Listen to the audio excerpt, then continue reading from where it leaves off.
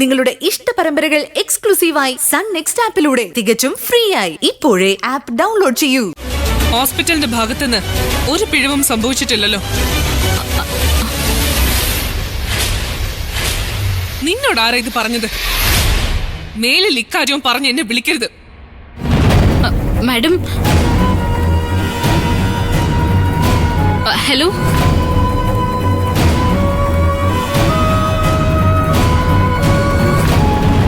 അപ്പൊ എല്ലാം പറഞ്ഞു ഉറപ്പിച്ചിട്ടാണല്ലേ ഇങ്ങോട്ട് വന്നേ? ഞാനെന്ത് പറഞ്ഞു ഉറപ്പിക്കാന്? കേട്ടില്ല പറയുന്നത്. ഇപ്പൊ നിങ്ങൾക്കെല്ലാം ബോധ്യമായില്ലേ ഏട്ടത്തി പറഞ്ഞ തെറ്റാണെന്ന്? ഏട്ടത്തിട്ട് ആരാ ഇത് പറഞ്ഞത്?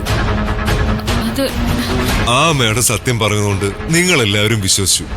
ഇല്ലെങ്കിൽ ഞാൻ നിങ്ങളുടെയൊക്കെ മുന്നിൽ കള്ളനാവില്ലായിരുന്നു. ഏട്ടത്തി ഇനിയെങ്കിലും ഇതുപോലുള്ള കള്ളം പറഞ്ഞ് എന്നെ അവർ മുമ്പിൽ അവമാനിക്കില്ല. അച്ഛാ, ഇത് ഇവനും അക്ഷര മേഡവും തമ്മിലുള്ള കളിയാ. ഡോക്ടർ ഒരിക്കലും കള്ളം പറയത്തില്ല. പണം അക്ഷര മേഡം കൊടുത്തു എന്നല്ലേ മോള് പറഞ്ഞത്?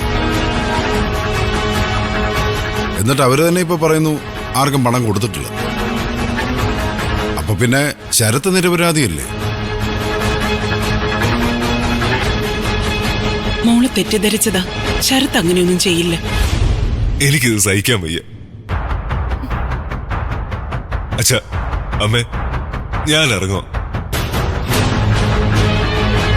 ഇനി ഇവിടെ നിന്ന് ഏട്ടത്തി മറ്റു പലതും പറഞ്ഞുണ്ടാക്കും. ഏട്ടത്തി, എനിക്ക് നിങ്ങളോട് ഒരു വിരോധവുമില്ല. ഈ കുടുംബത്തിന്റെ നന്മ മാത്രമാണ് എന്റെ ലക്ഷ്യം. ദേഷ്യം കൊണ്ടാണെങ്കിലും ഇങ്ങനെയൊന്നും പറയല്ലേ.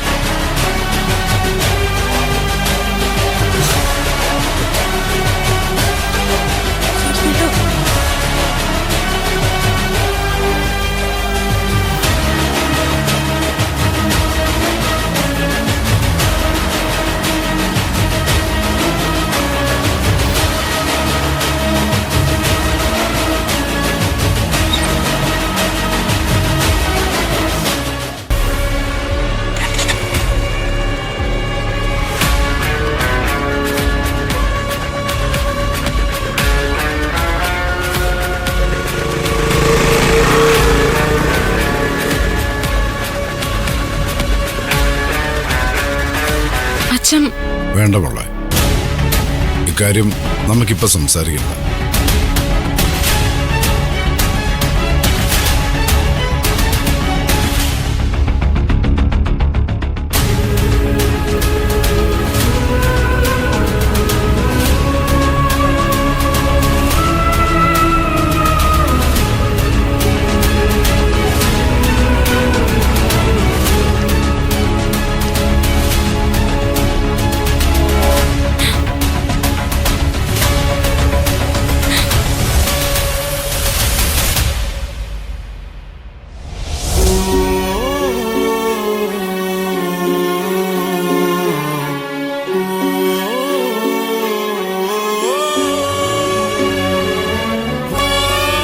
സുധിയേട്ടന്റെ കൂട്ടുകാരൻ തന്നെയാണോ അവൻ?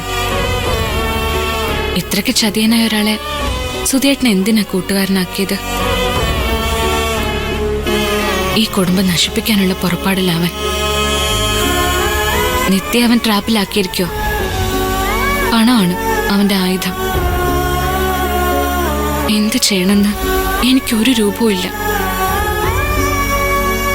ഒരു കാര്യം ഞാൻ സുധിയേട്ടന് വാക്ക് തരാം. അവന്റെ കയ്യിൽ നിന്ന് നിത്യയെ രക്ഷിക്കാൻ എന്നെ കൊണ്ട് കഴിയാവുന്നതെല്ലാം ഞാൻ ചെയ്യും.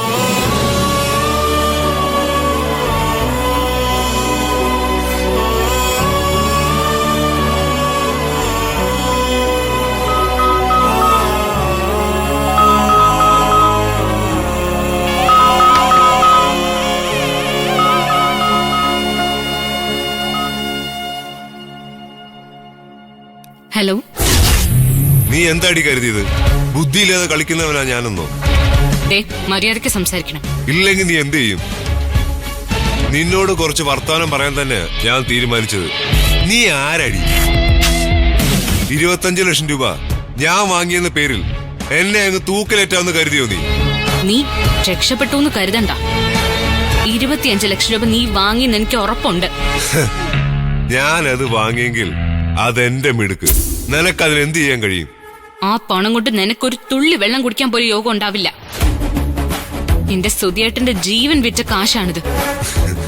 നീ ചതിച്ച് നേടിയതാ പണം. നാളെ ആ പണം നിന്നെയും ചതിക്കും. ഞാൻ പണം വാങ്ങിയതിന് എന്തെങ്കിലും തെളിവുണ്ടോ? സത്യം ഇപ്പൊ എല്ലാവർക്കും മനസ്സിലായില്ലേ? അക്ഷര മാഡം വളരെ കൃത്യമായിട്ട് കാര്യങ്ങൾ പറഞ്ഞില്ലേ? ഇനി നീ എന്നെ കുറിച്ച് എന്ത് പറഞ്ഞാലും ആരും വിശ്വസിക്കില്ല. ഇന്ന് വിശ്വസിച്ചില്ല, ശരിയാ. അക്ഷര മാഡത്തിനെ കൊണ്ട് നീ കള്ളം വരെ പറയിപ്പിച്ചു. അവരെന്തുകൊണ്ടാ അത് പറഞ്ഞതെന്നും എനിക്കറിയാം. നീ ചെന്ന് അവരുടെ കാല് പിടിച്ചിട്ടുണ്ടാവും. ഇതെല്ലാം നിന്നോട് പറഞ്ഞു തന്നത് ആ ഡോക്ടറാണെന്ന് എനിക്കറിയാം. അയാൾക്കുള്ളത് ഞാൻ വേറെ കൊടുക്കുന്നുണ്ട്. നീ സുധിയേട്ടനുമായിട്ട് കൂട്ടുകൂടിയത് വേറെന്തോ ലക്ഷ്യം വെച്ചുകൊണ്ടാണെന്ന് എനിക്ക് നന്നായിട്ട് അറിയാം. നിന്റെ ഉദ്ദേശമൊന്നും നടക്കാൻ പോകുന്നില്ല. ഈ കുടുംബത്തിനെ ദ്രോഹിക്കാൻ നീ എന്തെങ്കിലും ചെയ്താ പിന്നെ നിന്നെ ഞാൻ വെറുതെ വിടില്ല. ബുദ്ധിമതിയാ നീ. നിനക്ക് കാര്യങ്ങള് മുൻകൂട്ടി കാണാൻ കഴിയുമെന്ന് എനിക്കിപ്പോ മനസ്സിലായി. പക്ഷേ ഞാൻ കളിക്കുന്ന ലെവല് വേറെയാ. നിനക്ക് ചിന്തിക്കാൻ പോലും കഴിയില്ല. ഇപ്പൊ ഞാൻ വിളിച്ചത് നിനക്കൊരു വാണിംഗ് തരാന്. നിന്റെ ഭീഷണിക്ക് മുൻപിൽ ഞാൻ പേടിക്കുമെന്ന് കരുതരുത്. പെണ്ണിന്റെ കരുത്ത് നീ അറിഞ്ഞിട്ടില്ല. ഭീഷണിപ്പെടുത്താനോ? ഞാനോ? നിങ്ങളെയൊക്കെ സഹായിക്കാനല്ലേ ഞാൻ ശ്രമിച്ചിട്ടുള്ളൂ. അന്ന് തന്നെ 2 ലക്ഷം രൂപ ഞാൻ വെറുതെ കൊടുത്ത നീ കണ്ടതല്ലേ? വേണമെങ്കിൽ അതെനിക്ക് തിരിച്ചു വാങ്ങാമായിരുന്നില്ലേ? എന്നിട്ട് ഞാൻ വാങ്ങിയോ? ആ കുടുംബത്തെ സഹായിക്കാൻ ഞാൻ ചെയ്തത്. ചെറിയ സഹായം ചെയ്ത് വലിയ ലാഭം കൊയ്യാൻ നോക്കുന്നവനാണ് നീ. പിന്നെ നിന്റെ ഒരു സഹായവും ഞങ്ങക്ക് വേണ്ട. അങ്ങനെ പറഞ്ഞ ഞാൻ എന്ത് ചെയ്യും? എനിക്ക് നിങ്ങളെ സഹായിച്ചല്ലേ പറ്റൂ. എന്റെ സുധി സാറിന് ഞാൻ കൊടുത്ത വാക്കല്ലേ ഇത്. ഞാനത് പാലിക്കും, നീ എത്ര എതിർത്താലും. ആ ഡോക്ടറോട് നീ ഒന്ന് കരുതിയിരിക്കാൻ മുന്നറിയിപ്പ് കൊടുത്തേര്.